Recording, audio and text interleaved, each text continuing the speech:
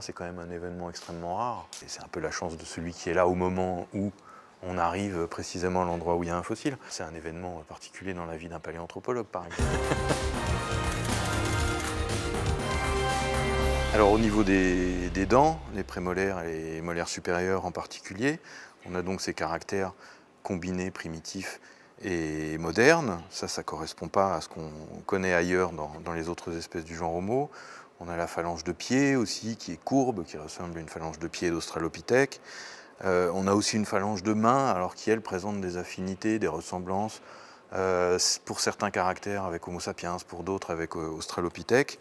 Donc tout cet ensemble fait qu'on a une espèce nouvelle. Chez les Australopithèques, tous ces caractères sont interprétés comme liés à des comportements locomoteurs intermédiaires, c'est-à-dire bipèdes au sol, arboricoles dans les arbres. Là, on retrouve, alors pas tous, mais une partie de ces caractères chez notre Homo lusonensis. On n'est pas en train de dire qu'Homo lusonensis était retourné dans les arbres.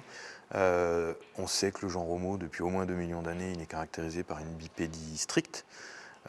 Mais la question, c'est quand même d'essayer de comprendre, alors ça fera l'objet de travaux futurs, hein, l'implication ou les effets au niveau biomécanique de ces caractères sur le pied d'Homo lusonensis. Alors la question de l'origine d'Homo lusonensis, elle est très délicate à manier pour l'instant, hein, parce qu'on a peu d'éléments. Alors, on va dire qu'il y a deux grandes hypothèses. La première hypothèse, c'est de dire il y a tellement de caractères d'Australopithèques que ça doit descendre des Australopithèques. Ça me paraît quand même très peu probable parce qu'on connaît évidemment aucun Australopithèque en Asie. L'autre hypothèse, dans les périodes anciennes, il y a des Homo erectus partout en Asie, en Chine, en Indonésie.